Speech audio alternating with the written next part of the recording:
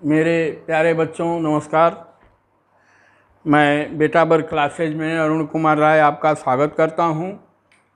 अब हम लोगों को आपकी पाठ्य पुस्तिका के चैप्टर 3 का 3.4.3 टॉपिक पढ़ना है। यह है रैखिक समीकरण युग्म का वज्र गुणन विधि से हल निकालना। जैसे कि हम लोग जानते हैं रैखिक समीकरणों का हल एक बार और मैं बता चुका हूं आप लोगों को कि 4 विधियों से निकाला जाता है। पहला तो ग्राफी विधि है, दूसरा विस्थापन विधि है, तीसरा विलोपन विधि है और चौथा जो है वज्र गुणन विधि है। इसमें होता क्या है, जैसे हम लोग लिखते हैं समीकरण a1x plus b1y plus c1 equal to 0, ठीक। और एक होत लिखते हैं हम लोग दूसरा a2x plus b2y plus c2 equal to 0। इसको अभी अब तक हम लोग 3 विधियों से निकालते रहे हैं। अब इसमें होता क्या है, जैसे आप आज मान लीजिए भूमिका है, देखिए हम लोग कहाँ तक इसको समझ पाते हैं, लेकिन मैं इसको अच्छी तरह से आप लोगों को समझाना चाहता हूँ। तो इसमें हम लोगों का x इक्वल टू होगा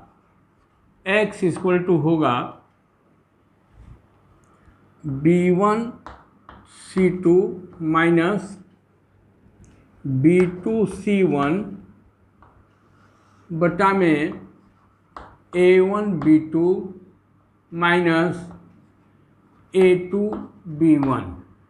वैसे ही y इक्वल टू होगा। अब इस कैसे होगा, क्या होगा, इसके विषय में हम लोग आगे पढ़ेंगे। मतलब हम लोगों को यही पढ़ना है। और y इक्वल टू होगा c1 a2 ऋण c2 a1 बटा में a1 b2 minus a2 b1। इसी चीज़ को हम लोगों को पढ़ना है। इसमें एक और आता है z आता है, चाहे जैसे जब हम लोग पढ़ते थे तो क ख ग आता है, चाहे उसको हम लोग ल भी वहाँ डाल देते थे, लेकिन फिलहाल आगे की बात है, पहले इसको हम लोग पढ़ें। तो यह a1 को आप जानते होंगे, b1 को जानते होंगे, c1 को जानते होंगे, a2 को जानते होंगे, b2 को जानते होंगे और c2 को आप लोग जानते होंगे। अब यहाँ पर एक सवाल है जिसके माध्यम से हम लोगों को आगे बढ़ना है। ये कह रहे हैं 5 संतरे और 3 सेबों का मूल्य 35 रुपया है। मतलब यहाँ हम लोग माना एक संतरे का मूल्य, यह आपका उदाहरण दिया हुआ है लेकिन इसी को आधार बनाकर मैं चल रहा हूँ। मूल्य x रुपया है,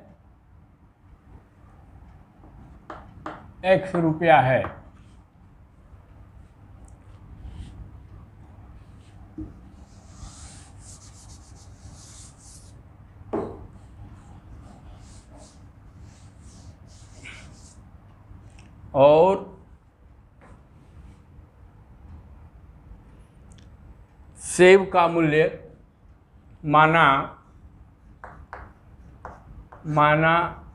एक सेब का मूल्य y रुपया है। यह सेब और संतरा का मूल्य हम लोगों ने x और y के रूप में ले लिया। अब पहला क्या है, 3 संतरा और 5 संतरा और 3 सेब। तो 5 संतरा का मूल्य क्या हो जाएगा, 5x प्लस 3 सेब का मूल्य क्या हो जाएगा, 3y बराबर 35। बराबर 35। और दूसरा है 2 संतरा, 2 संतरे का मूल्य क्या होगा 2x प्लस 4 सेब 4y बराबर 28।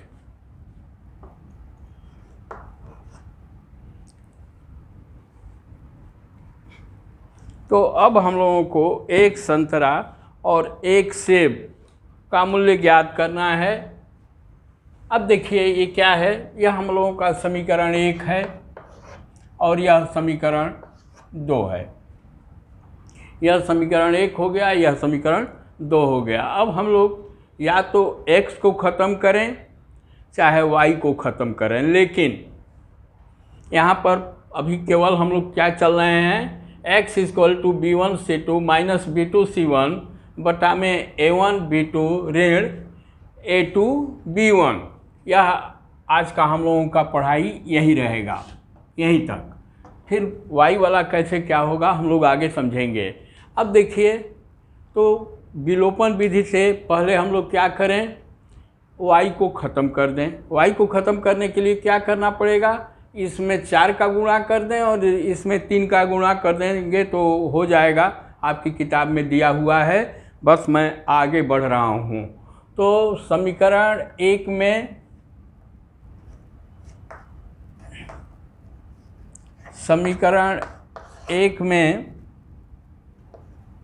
में 4 से एवं समीकरण 2 में क्या करें हम लोग, 3 से गुणा करें। 3 से गुणा करने पर अब देखिए क्या होगा, इसको मैं लिख रहा हूँ, जब हम लोग 4 का इसमें गुणा करेंगे तो क्या हो जाएगा, 4 गुणते 5 क्या होगा x धन 4 गुणते 3 y बराबर क्या हो जाएगा, 4 गुणते 35। यह 4 गुणते 35 हो गया। अब वैसे इसमें 3 का हम लोग गुणा कर दें तो ये क्या हो जाएगा, 3 × 2x प्लस 3 × 4y बराबर 3 गुणते 28। 3 गुणते 28 होगा। अब हम लोग क्या करें, या तो इसका नया समीकरण यहाँ पर 4 कर दीजिए, इसको समीकरण 5 कर दीजिए। चलिए बेटर ढंग से समझने के लिए, ये समीकरण 4 हो गया, ये समीकरण 5 हो गया। अब समीकरण 4 से समीकरण 5 को हम लोग क्या करें, घटा दें। चलिए अब ये देखिए, यह बस a1 a2 b1 b2 c1 c2 को समझने के लिए इस ढंग से किया गया है। यह क्या हो गया हम लोगों का, 4x × 3y, और ये सब चिन्ह क्या होगा, इसका चेंज हो जाएगा, धन है तो ऋण हो जाएगा। अब ये 4 तिहाई 12 और 3 चौके 12 एक ही चीज़ हुआ, ये क्या हो जाएगा हम लोगों का, कट जाएगा। अब यहाँ पर ये क्या बचेगा,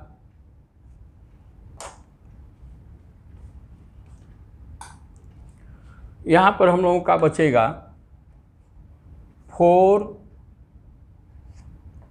ऊपर वाला पहले मैं उतार ले रहा हूँ, × 5x ऋण 3 गुणते 2x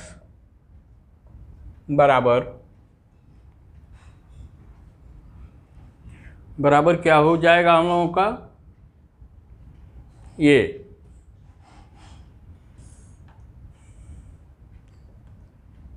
4 4 गुणते 35 ऋण 3 गुणते 28। देखिए कहीं कुछ गुणा नहीं किया जा रहा है, बस इसको वैसे ही लिख दिया जा रहा है। अब यहाँ पर क्या हो जाएगा, x को मैं कॉमन ले रहा हूँ। x को जब मैं कॉमन ले लिया तो यहाँ पर क्या हो जाएगा, यह 4 गुणते 5 ऋण 3 गुणते 2, ये और क्या हुआ, x हम लोगों का बाहर हो गया और इसको एज सच लिख देंगे। 4 गुणते 35 ऋण 3 गुणते 28। 4 गुणते 35 ऋण 3 गुणते 28। इसके रूप में कोई परिवर्तन मैं नहीं कर रहा हूँ। इसको कैसे आप हमेशा याद रखेंगे वह भी मैं बताऊंगा आप लोगों को। अब देखिए यहाँ पर पहली बात ये है कि A1, B1, C1 का मान पहले हम लोग ज्ञात करें। A1 क्या है इस समीकरण में, 5 है। A1 बराबर क्या है, 5 है। B1 बराबर कितना है। अब एक चीज़ और करना था, मैं भूल गया, इसका पक्षांतर करना था, मैं भूल गया। यहाँ पर ये क्या हो जाता, 5x + 3y - 35 होता, लेकिन मैं नहीं किया। इसको आप लोग इसको भी ऐसे करेंगे तो हो जाएगा। अंततोगत्वा हम लोगों को इसको इधर ही लेकर के आना था, इसलिए मैंने नहीं किया था। लेकिन फिर भी B1 C1 = क्या हो जाएगा, जब ये इधर आएगा तो क्या हो जाएगा, माइनस हो जाएगा। पहले B1 बराबर कितना है, 5x + 3y, B1 = 3 और C1 = क्या है, ऋण 35। जब मैं यहाँ 5x + 3y और जब 35 को मैं इधर लेकर के आता तो क्या होता, ऋणात्मक हो जाता, ऋण 35 होता। वैसे ही A2, B2 और C2 का मान हम लोग ज्ञात करें। A2 क्या है, 2, A2 बराबर 2, B2 बराबर 4 और C2 बराबर क्या है हम लोगों का, इस 28 को जब हम लोग इधर लेकर के आएंगे तो क्या होगा, धन 28 है, वह ऋण 28 हो जाएगा। चलिए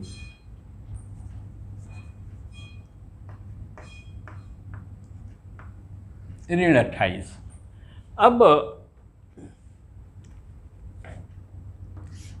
अब जो है यहाँ पर देखा जाए, अब हम लोगों का x का मान क्या होगा।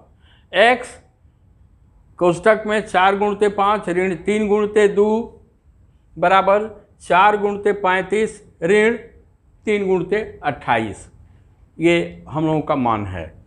तो अब ये क्या होगा, x = क्या होगा, इतने बटा यह जो बराबर है इसके, इसे हम लोग क्या करेंगे, भाग दे देंगे, इसका 3 गुणा हो जाएगा। तो x बराबर हम लोगों का क्या आ रहा है, x बराबर आ रहा है 4 गुणते 35, 4 गुणते 35 ऋण 3 गुणते 28 बटा में 4 गुणते 5, 4 गुणते 5 ऋण 3 गुणते 2। देखिए अब करना क्या है, यह A1, B1, C1, इसके मान को हम लोगों को क्या करना है, लिख देना है। तो A1 बराबर कितना है हम लोगों का, 5 है। ये 4 का मान क्या है, 4 क्या है, B2 है।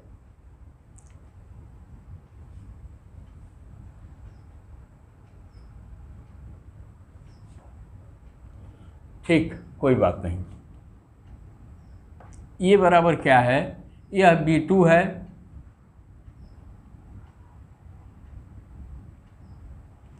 अब एक चीज़ और थोड़ा सा करना पड़ेगा, ये 4 गुणते 35 है, तो मैं 35 का मतलब ये है ऋण 35 है, तो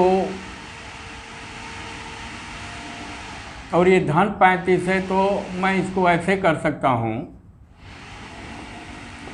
ऋण 35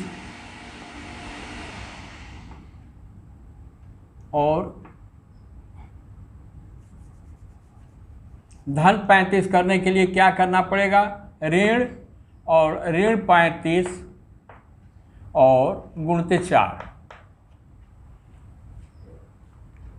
ठीक है, कोई बात नहीं है, वो हो जाएगा। वैसे ही यहाँ पर हम लोग कर दें ऋण 3, अब यहाँ पर मैं धन 3 करूँगा,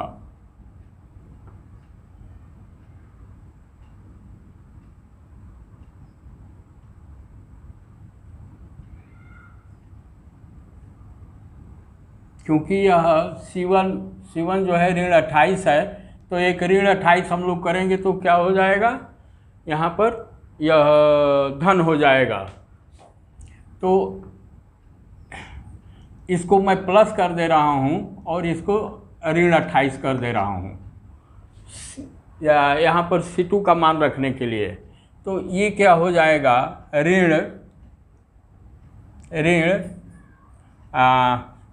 ऋण 35 क्या है, C1 है, यह C1 हो गया, और 4 क्या है, 4 जो है B2 है, यह C1 हो गया, गुणते 4 क्या है हम लोगों का, 4 B2 है, और ये प्लस 3 क्या है हम लोगों का, B1 है, और ऋण 28 क्या है, C2 है। थोड़ा सा प्लस और माइनस धन करने के लिए ऋण को कोष्ठक में करना पड़ा है। अब 4 और 5, 4 क्या है हम लोगों का, B2 है, गुणते 5 क्या है, A1 है, ऋण 3 क्या है हम लोगों का, B1 है, और 2 क्या है, 2 क्या है हम लोगों का, A2 है। थोड़ा सा यहाँ पर एक सुधार करना पड़ा है, ऋण 28 करने के लिए यहाँ पर प्लस मैंने कर दिया और यहाँ पर माइनस को मैंने बाहर ले लिया। अब देखिए यह क्या हो गया, यह हो गया हम लोगों का ऋण, ये क्या है, 4 जो है हम लोगों का क्या है, B2 है। ये क्या हो गया, ऋण C1 B2 माइनस ये, अब प्लस, ये प्लस हो जाएगा, ये क्या है, B1 C2 बटा में इसको A1 B2 मैं कर दे रहा हूँ, A1 B2 ऋण A2 B1। अब देखिए मैं यहाँ पर B1 C2 जो प्लस है इसको मैं पहले ला दे रहा हूँ,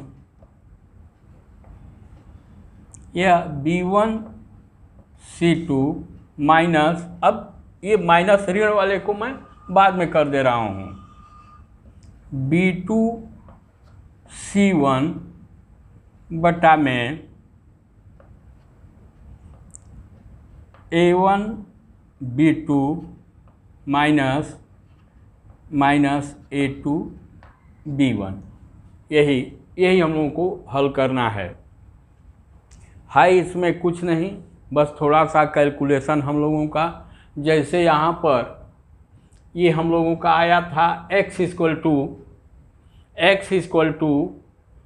4 गुणते 35, लेकिन C1 का मान जो है ऋण 35 है, तो मैंने ऋण को बाहर कर लिया, और कोष्टक में ऋण 35 कर दिया तो धन हो गया, और फिर 4 हो गया, 4 जो है देख ही रहे हैं।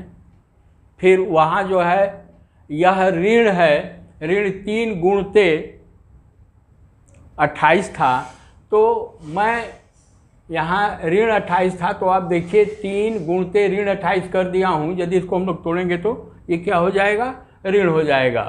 तो यह जो है एक x का मान ज्ञात करने का बहुत ही सरल विधि है। अब संतरा और सेब का मूल्य हम लोग पहले अब ज्ञात करें। ये सारी चीज़ें हो गई। अब मैं इसको इरेज कर दे रहा हूँ, और फिर इसके बाद देखिए कितना आसानी से वह हम लोग ज्ञात कर लेते हैं। A1, A2, B1, B2, C1, C2 ये सब हम लोग मान निकाल चुके हैं। उसका मान जो है जब हम लोग जान गए हैं तो इजीली आ जाएगा। हम क्या जानते हैं, x equal to B1 C2 ऋण B2 C1 बटा में A1 B2 ऋण B2 A1 ऋण A2 B1 चाहे B1 A2। अब x इक्वल टू हम लोगों का क्या हो जाएगा, इसको इसी में इसका मान हम लोग लिख दें, इजीली आ जाएगा। फिर यह जो समीकरण था हम लोगों का, एक समीकरण को छोड़ देना चाहिए था ताकि x का मान रख करके हम लोग निकाल लेते। तो पहली बात तो ये कि x इक्वल टू है B1 C2 ऋण B2 C1 बटा में A1 B2 ऋण A2 B1। अब B1 का मान क्या है, अब यहाँ चलिए, B1 equal to 3, B1 equal to 3, और C2 क्या है, C2 क्या है, ऋण 28 है, ऋण 28, ऋण क्या होगा B2, B2 क्या है 4 है, गुणते C1, C1 कितना है हम लोगों का, ऋण 35 है, ठीक, बटा में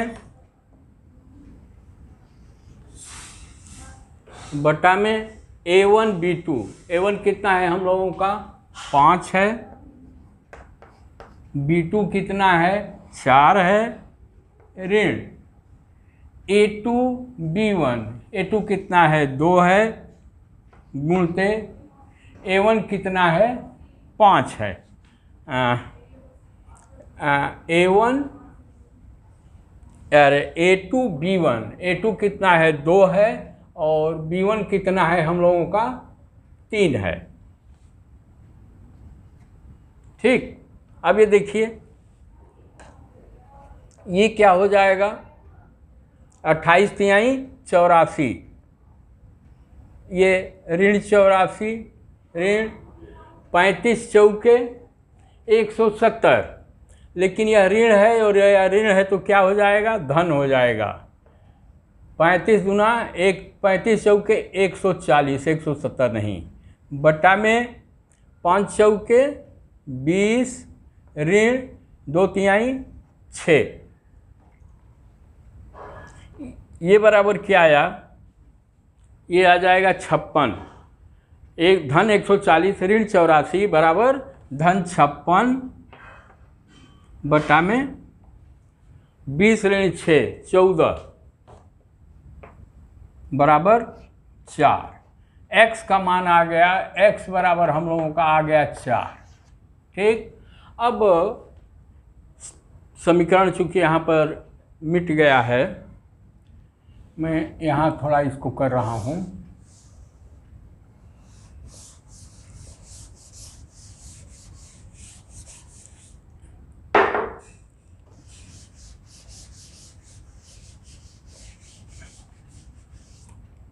यहाँ पर देखिए ऐसे भी हम लोग ये कर सकते हैं, लेकिन चूँकि अभी हम लोग x का ही पढ़ रहे हैं, y इक्वल टू हो जाएगा आपका C1A2 ऋण C2A1 बटा में A1B2 ऋण A2B1 होगा। लेकिन उसको हम लोग बाद में समझेंगे। पहले बस वह समीकरण जो है 1 नंबर समीकरण 2 नंबर समीकरण में, चूँकि मैं केवल x का मान निकालने के लिए बताया हूँ, y का मान निकालने के लिए मैं नहीं बताया हूँ, इसलिए अभी उस पैमाने पर इसको मैं नहीं रख रहा हूँ। अब ये क्या है हम लोगों का 5x + 3y = 35। 5x + 3y = 35 पहला समीकरण नंबर 1 है। इसमें हम लोग x का मान रख दें, x = कितना है 4 है, तो 4 ऋण अरे 5 ऋण 4 ऋण अरे धन 3y = 35, या ये क्या हो गया 20 धन 3y = 35, या 3y = 35 और अचर राशि का इधर हम लोग क्या कर देंगे ट्रांसफ़र कर देंगे 25, ये बराबर कितना हो गया 15। 3y = 15, तो y बराबर कितना हो जाएगा 15 बटा में 3 5। ठीक, मतलब एक संतरे का मूल्य 4 रुपया और सेब का मूल्य 5 रुपया है। जैसे यहाँ पर देखिए x = 4 है, तो 5 × 4 20 धन 3 × 5 15 बराबर 35। तो दूसरे समीकरण को भी इसी प्रकार से हम लोग सेटिस्फाई कर सकते हैं। तो यह रैखिक समीकरणों को हल करने का एक प्रकार है, विधि है। इस पर और हम लोग काम करेंगे। यह चैप्टर ख़त्म होते होते आप लोग इसके मास्टर बन जाएंगे। तो आप लोगों से अनुरोध है कि यदि यह आप लोगों को अच्छा लगा हो तो इसे आप लोग लाइक कीजिए, शेयर कीजिए, सब्सक्राइब कीजिए, साथ ही कमेंट भी ज़रूर कीजिए। आप लोगों का बहुत बहुत धन्यवाद।